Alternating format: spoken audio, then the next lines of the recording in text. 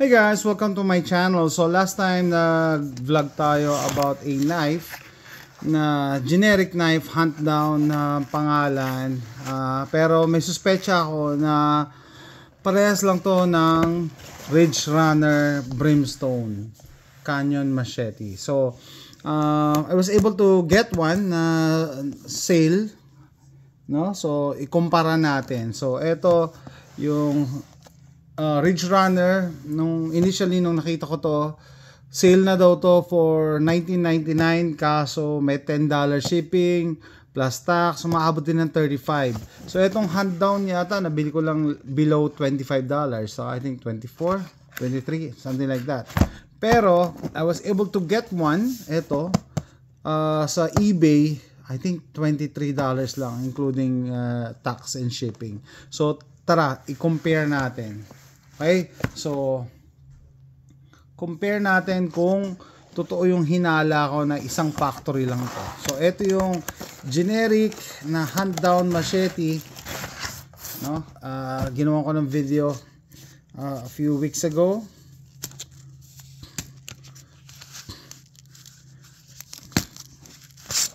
Yan, 440 stainless steel din yata to. Yan. Nagduda kasi ako, pares na pares yung Ridge dito, yung design, no? Ito na ngayon yung Ridge Runner Brimstone Canyon Machete, no? Tignan natin kung parehas nga sila. So ang theory ko dito is isang factory lang pinanggagalingan nito, ni iba-iba lang yung brand, no, for marketing purposes. Okay, natin yung sheet ay magkaiba. Siyempre, simulan natin sa sheet. Magkaiba ang sheet nila. Tama, magkaiba. So itong Ridge Runner Brimstone, merong loop, may belt loop siya, no? Ito wala. Yan, magkaiba sila. Tapos mas mahaba pati. Mas manipis. Hindi sila parehas. Hindi ba sila parehas? Mas manipis pala tong Ridge Runner. Mas payat. Okay. No? So ito yung branded, no? Ridge Runner Brimstone Canyon Machete, no? Kala ko parehas kasi parehas sila ang design dito, parehas din dito. Pero magkaiba sila. Pati yung angle nito. Ingat tayo sa paghawak ha. Kita niyo yung alisin ko nga ito, baka madali. Kita niyo yung angle. Magkaiba. Magkaiba sila yung angle nito. Magkaiba. Okay, 440 stainless steel nakalagay. 3CR13. Iba naman to, 3CR13 steel. So, mali ang aking theory. Tapos yung blade profile, although parehas ng design, parehas din ng mas malapad to. Ewan ko kung ma-appreciate sa camera. Pagpatungin ko kaya. Pagpatungin natin. Iingat ako baka masugatan ako. Yung blade mas makipot yung Ridge Runner. Mas maliit. Hindi, mas payat siya. Pero yung length niya halos parehas lang. Hindi, mas maikli rin pala dito. Mas maikli rin. Okay. Mas maikli rin. Tapos sa handle, ingat tayo.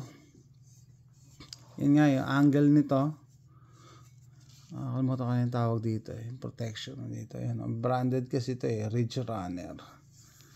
Ito namang isa, hunt down. Nandito na laser etched hand down. So Kung ako tatanungin nyo, magkakatalo pa sila sa type of steel, no? 3CR13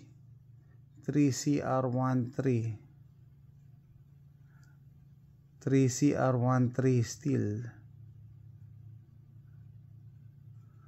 3CR13 steel versus 440 stainless steel.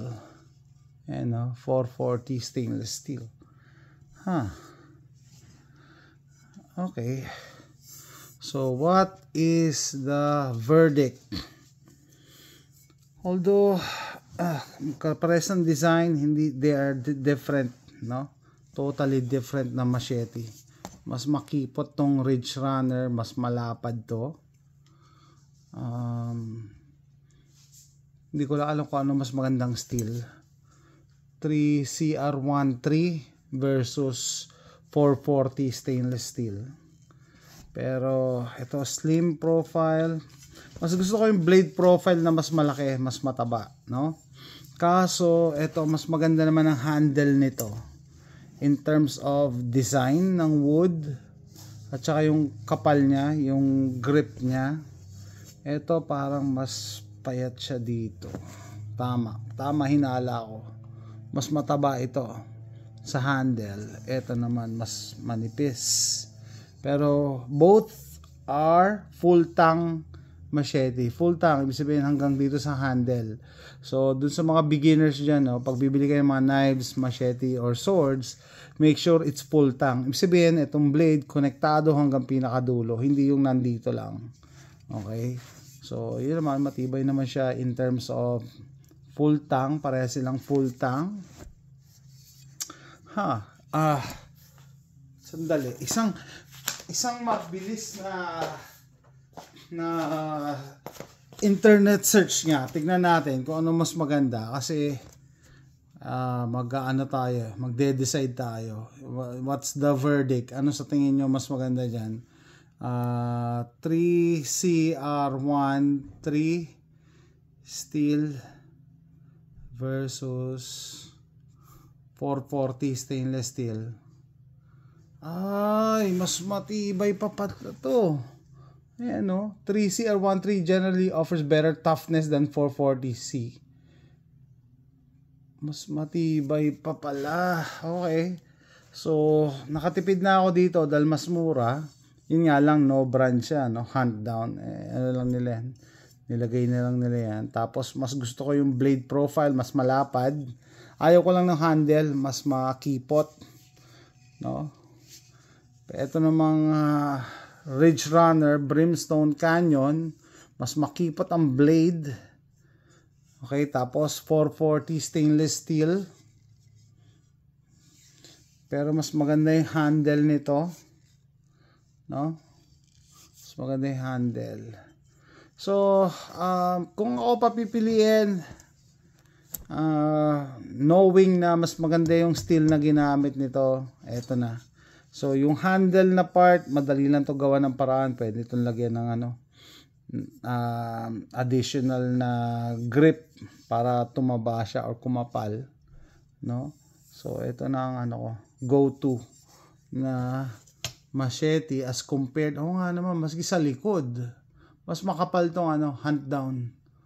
Mas manipis yung Ridge Runner. Akala ko pa naman, I was disappointed kasi akala ko, dahil ito, name branded to Ridge Runner Brimstone Canyon.